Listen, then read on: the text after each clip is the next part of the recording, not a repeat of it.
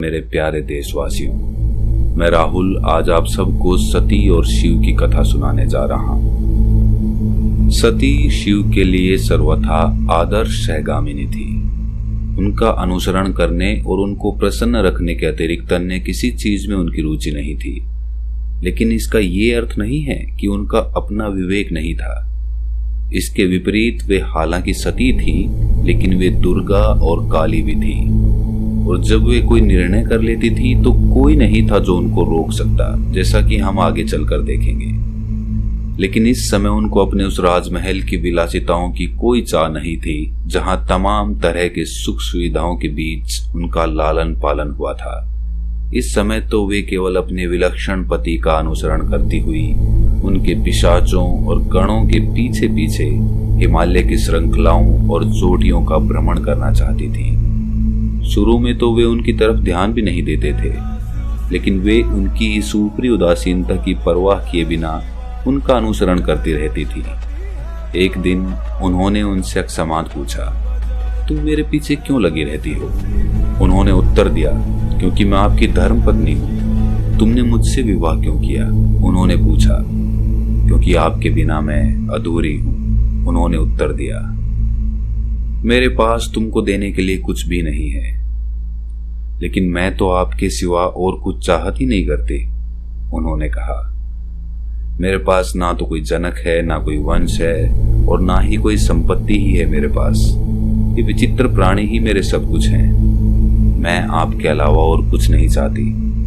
जिनको आप अपना समझते हैं वे ही मेरे अपने भी हैं, उनका उत्तर था।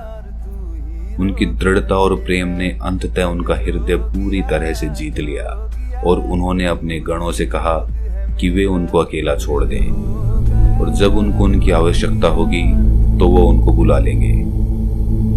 इसके बाद भगवान ने सती को अपनी बाहों में भर लिया और उनके साथ उसी तरह रति क्रीड़ाएं करने लगे जिस तरह कोई भी पुरुष अपनी नवविवाहित पत्नी के साथ करता है।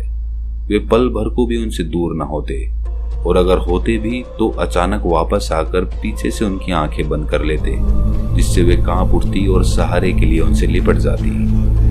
वे अचानक अदृश्य हो जाते और फिर उनको पकड़ लेते, और डर के मारे उनकी चीख निकल जाती, और फिर उनके सामने अचानक प्रकट हो जाते, जिससे वे दिखावटी भय के साथ उनकी बाहों में सिमट जाने को भागती। कभी कभी वे फूल इकट्ठे कर उनसे हार बनाकर उनके केशों को सजाते।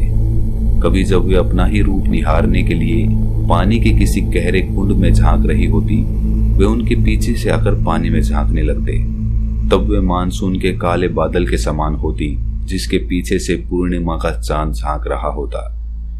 क्योंकि सती आवनूसी रंग की थी, जबकि शिव चंद्रमा की भांति शुभ्र थे। फिर वे सरोवर से कमल इकट्ठे करते और उनकी सांवली काया को उन फूलों से सजाते। अक्सर स्नान के बाद वे वस्त्र पहनने में उनकी सहायता करते और उनको चंदन का उपटन लगाते तथा उनके स्तनों पर कस्तूरी मलते। जब जाड़े का मौसम आया तो शिव ने काम का ध्यान किया। वसंत के आते ही प्रभु की मानसिक अवस्था के अनुकूल हिमालय की घाटियों में वृक्ष और लताएं पल्लवों और पुष्पों से लद गई। सरोवर पुष्पित कमल दलों से भर गए और मंद मलय समीर ने हवा को सरोबार कर दिया। लवंग और इलायची जैसी चीजों की गंध हवा को और भी मादक बनाते हुए भ्रमरों को बेहाल करने लगी। बादलों से पूरी तरह स्वच्छ आकाश में चंद्रमा रातों को उजला कर रहा था। ऐसे विमोहक वातावरण में भगवान शिव वर्षों सती का अनुगमन करते रहे। जिस तरह रस्सी हाथी को बांधे रखती है, उसी तरह लगता था वे भी उनके मुख के सौंदर्य और उनकी मोहक कामोदीपक क्रियाओं के पास में बंधे हुए थे। देवताओं की गणना के अनुसार 25 वर्षों तक शिव हिमालय की चोटियों और कंदराओं में सती के साथ काम क्रीड़ाएं करते रहे। लेकिन इन समूची काम क्रीड़ाओं के बावजूद एक बार भी उनका वीर्य संकलित नहीं हुआ। जब वर्षा ऋतु आई तो सती ने शिव को उल्हाना देते हुए कहा, हे प्रियतम, हम जैसे यायावरों के लिए जिनका अपना कोई ठिकाना नहीं है, ये सबसे बुरा मौसम है। ये भयानक झंझावात और बिजलियां मुझे डराती हैं। ना सूरज दिखाई देता है, ना चंद्रमा। विशाल देवदारू वृक्ष भरभरा कर गिर रहे हैं, दिन रातों की तरह लगते हैं। मेरे शरीर को देखिए जो कठोर ओलों के गिरने से छिल गया है। सिर्फ मोर ही हैं जो बादलों की इस गर्जन से मग्न होकर नाचते हैं। इस मौसम में कौवे और चकोर तक अपने घोंसले बना लेते हैं। हे मेरे प्रियतम, अब आप भी बिना विलंब किए अपने लिए एक घर बनाने की कृपा करें। सती के इन शब्दों को सुनकर शिव ने कहा, हे मेरी प्रिया, आपकी इच्छा पूरी हो।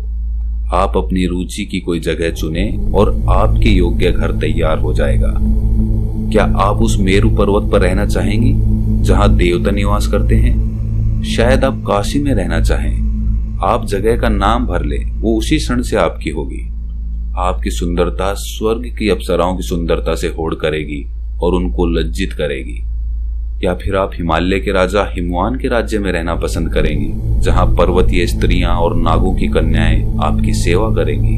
वहां के शिकारी पक्षी तक शांति प्रिय होते हैं, क्योंकि वो अनेक ऋषियों और मुनियों का आवास है। या शायद आप मेरे अपने कैलाश पर्वत पर ही रहना पसंद करें, जो धन के देवता कुबेर के निवास के एकदम निकट है। आप ही चुनिए, सारी जगहें आपकी हैं। सती ने हिमवान के देश का चुनाव किया, इसलिए प्रभु उनको वहीं ले गए जहां उन्होंने एक सुंदर निवास बनाया और वहां अनेक दैवीय वर्षों तक उनके साथ रहे। वे उनके साथ रहते हुए कभी ऊब अनुभव नहीं करते थे और वे उनकी उपस्थिति से हमेशा अभिभूत रहती थीं। भगवान शिव, जो कभी केवल आत्मा के आनंद में ही डूबे रहा करते थे, अब केवल सती के आनंद में ही डूबे रहने लगे। वे रात दिन संसार को भूलकर अपने ही प्रेम में निमग्न एक दूसरे को आनंद से निहारते रहते। आखिरकार एक दिन सती ने स्वयं को उनके आलिंगन से मुक्त किया और उनसे उन अनेक विषयों पर प्रश्न पूछना आरंभ कर दिया जिनके उत्तर केवल वे ही दे सकते थे। ऐसा उन्होंने जगत की खातिर ही किया, अन्यथा वे तो स्वयं ही देवी मां थी जो सारे उत्तर पहले से जानती थी। सती ने पूछा, हे महायोगी, मैं उस दर्शन के बारे में जानना चाहती हूँ जिससे समस्त प्राणी अपने दुखों से मुक्ति पा सकते हैं। वो क्या है जो लोगों को सांसारिक बंधनों से छुटकारा दिलाता है और उनको परम धाम को प्राप्त करने में सहायता करता है? हे देवी सती, ध्यान से सुनिए, क्योंकि मैं आपको वो ज्ञान देता हूँ जो बंधनों में पड़ी समस्त आत्माओं को मोक्ष प्रदान करता है। हे देवी, इस बात को जानिए कि परम ज्ञान इस महान सत्य को अनुभव करने में निहित है कि मैं ही ब्रह्म हूँ, अहम ब्रह्मास्मि। एक निर्मल बुद्धि में इसके अतिरिक्त और किसी भी बात की स्मृति नहीं रहती। इस तरह की आत्म चेतना इस जगत में बहुत कम पाई जाती है। लेकिन हे प्रिय, ध्यान रहे कि जिस तरह विष्णु है उसी तरह मैं स्वयं भी परम ब्रह्म हूँ। उनके प्रति या मेरे प्रति भक्ति मोक्ष प्राप्ति का सबसे आसान उपाय है। परम भक्ति परम ज्ञान के ही बराबर है और उसे आचरण में लाना अधिक आसान होता है। जो भक्ति में डूबा होता है वो नित्य आनंद की अवस्था में होता है। भक्ति में मुझको आकर्षित करने की जो सामर्थ्य है वो किसी और चीज में नहीं है। अगर शूद्र भक्त होते हैं तो मैं उनके भी घर पहुंच जाता हूँ। भक्ति के 9 गुण हैं: ईश्वर की महिमा का श्रवण करना, उनका गुणगान करना, हर समय उनका स्मरण करना, उनकी सेवा करना, उनके समक्ष अपने अहंकार का उत्सर्ग करना, अनेक रूपों में उनकी पूजा करना, उनको साष्टांग प्रणाम करना, उनके प्रति समर्पित होना और समस्त प्राणियों के प्रति मैत्री और दया की भावना रखना। भक्त हमेशा ये विश्वास करता है कि मैं जो कुछ भी उसके लिए देता हूँ वो उसके कल्याण के लिए ही होता है। वो सब कुछ मेरे लिए समर्पित कर देता है और अपने पास कुछ भी नहीं रखता।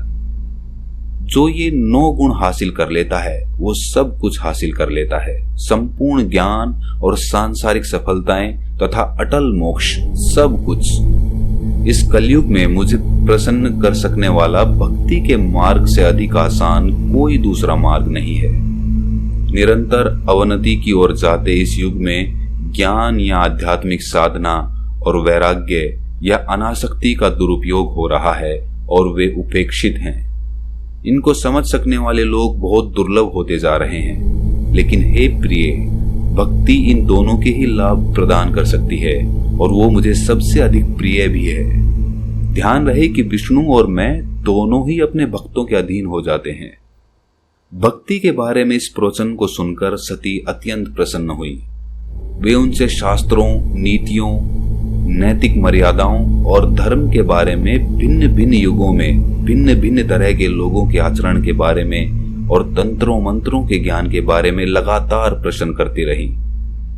शिव और सती के बीच इन विभिन्न विषयों पर हुए संवाद हिंदू दर्शन में पाए जाने वाले महान ज्ञान की बुनियाद हैं।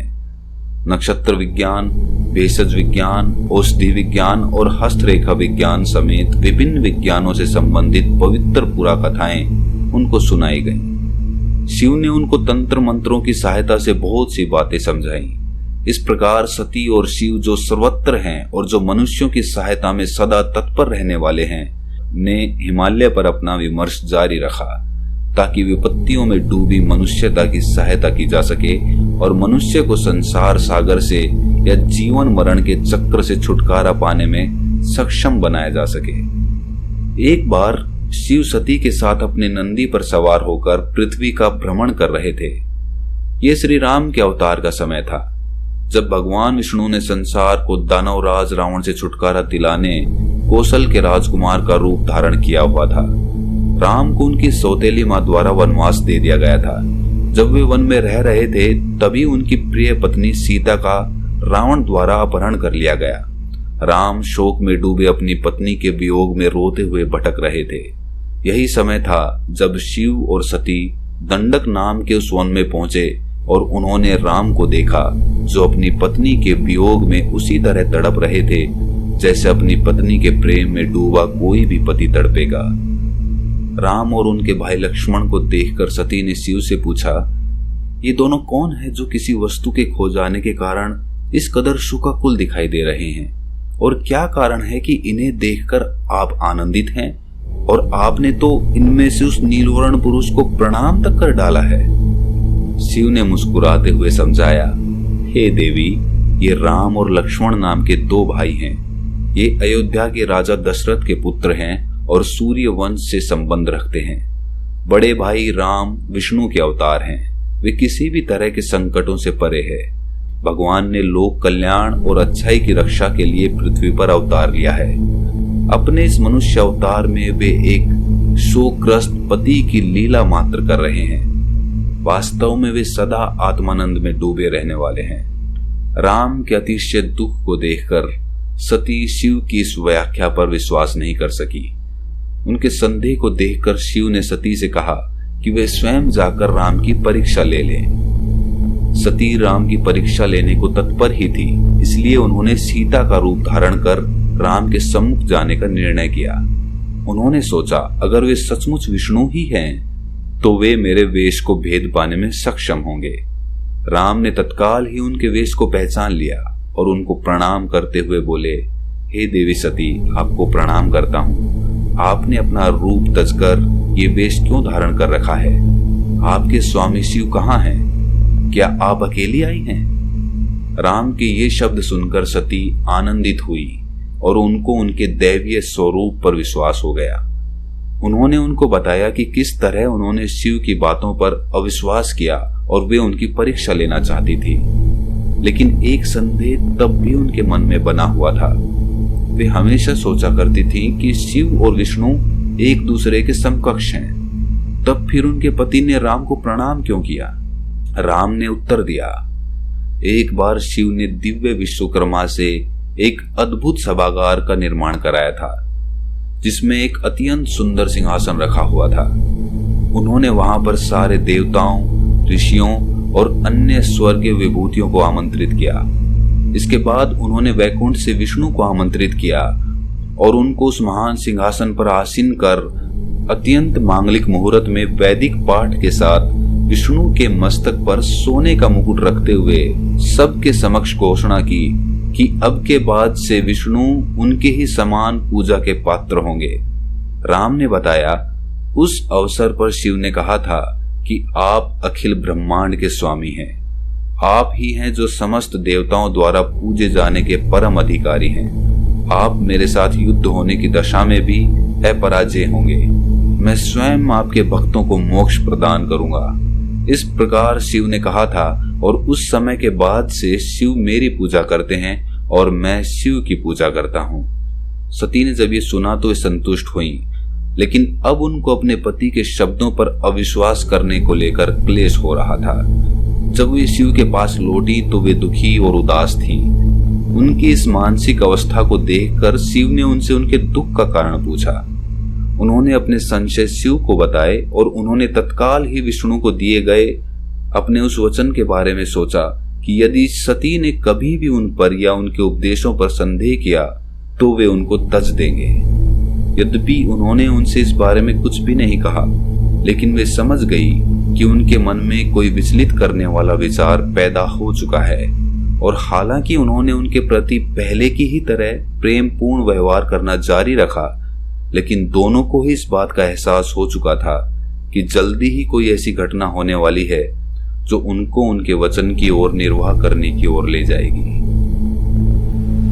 अगर आपको शिवलीला की ये कहानी पसंद आई तो इस वीडियो को लाइक कर दें और चैनल को सब्सक्राइब कर लें। और हाँ, नोटिफिकेशन बेल को प्रेस करना ना भूलें, ताकि हम ऐसी ही शिवलीला की और कहानियां लेकर आएं तो आपको तत्काल पता चल जाए। Please subscribe my YouTube channel Buddha Inspired and like this video.